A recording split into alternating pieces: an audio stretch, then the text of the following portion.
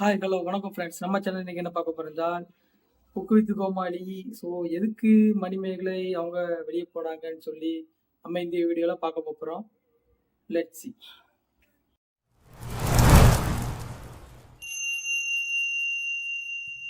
Cook with கோமாளி வந்து ஒரு ஃபேமஸான ஷோ. அது எல்லாருமே பிடிக்கும். எனக்கு வந்து கரெக்டாக ஒரு 4 சீசன் வரைக்கும் சூப்பராக தான் இருந்துச்சு, அருமையாக இருந்துச்சு. ஆரம்ப காலத்திலே குக்கு வித் கோமாளி சீசன் 4 வரைக்கும் சூப்பராக இருந்துச்சு. சீசன் 5 இந்த இஷ்யூவால சீசன் 5 டோட்டலுக்கு கொலாப்ஸ் ஆயிடுச்சு. ஏன் பொதுவாகவே பிரியங்காக்கா நமக்கே தெரியும், அவங்க வந்து ஹோஸ்ட், சீனியர் ஹோஸ்ட். அதுலேயும் சீனியர் ஹோஸ்ட் தான்.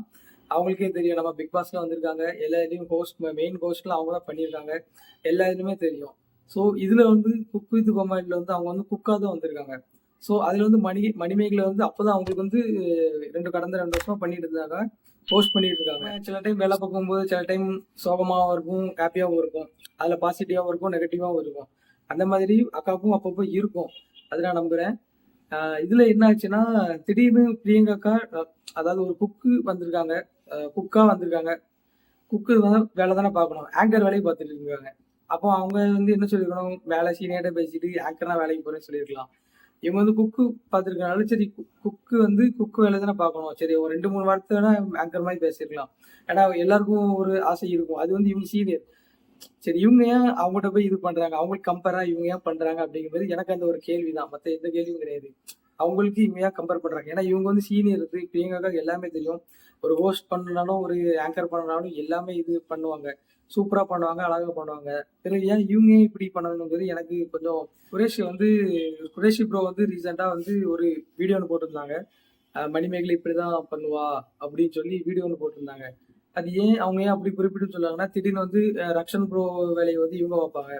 அதாவது நமக்கு ரக்ஷன் ப்ரோ வந்து எல்லாருக்குமே தெரியும், அவங்க நல்லா ஹோஸ்ட் எல்லாமே. ப்ரோ பேசுறது ஒரு ஃபுல்லாவே குரேஷ் வந்து பிரியங்காக்கு சப்போர்ட்னு சொல்லி அவங்களுக்கு கீழே குரேஷி ப்ரோ அந்த வீடியோ போட்ட கீழே ஃபுல்லாவே லைவ், அதாவது கமெண்ட்ஸ் எல்லாமே கொஞ்சம் இதாக தான் இருந்துச்சு, பிரியங்காக சப்போர்ட் பண்ணீங்க, பிரியங்காக சப்போர்ட் பண்ணீங்க அப்படின்னு.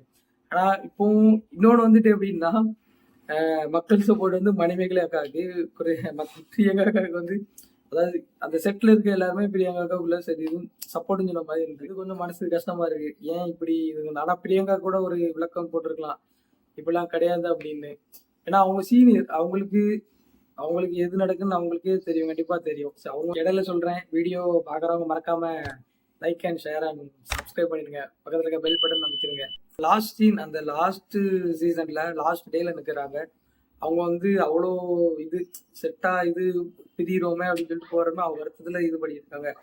பட் ஆனா இவங்களுக்கு வந்து யாருக்குமே அந்த இந்த ஃபீல் இருக்கா இல்லையான்னு எனக்கே தெரியல. ஏன்னா இப்ப நம்ம ஒரு சின்ன ஒரு 2 மீன் மட்டும் பார்க்க போறோம். அது ஒரே ஒரு சீசன் தான் வந்தேன்.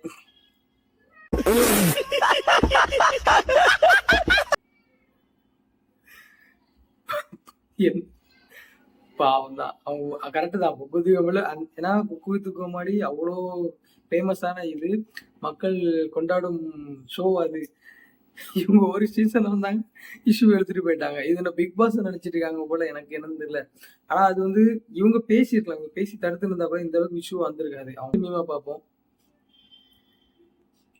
When the people start to bash DJ Priyanka in social media for Manimegla issue, me be like, எத்தனை நாள் கனவு